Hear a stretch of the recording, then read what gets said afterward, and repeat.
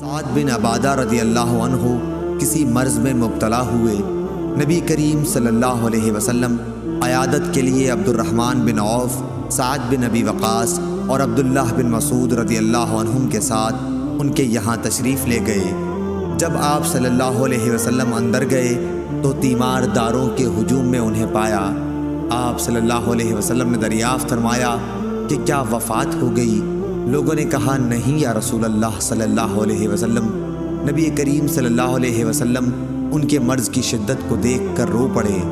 لوگوں نے جو رسول اکرم صلی اللہ علیہ وسلم کو روتے ہوئے دیکھا تو وہ سب بھی رونے لگے۔ پھر آپ صلی اللہ علیہ وسلم نے فرمایا کہ سنو، اللہ تعالیٰ آنکھوں سے آنسو نکلنے پر بھی عذاب نہیں کرے گا اور نہ دل کے غم پر، ہاں اس کا عذاب اس کی وجہ سے ہوتا ہے۔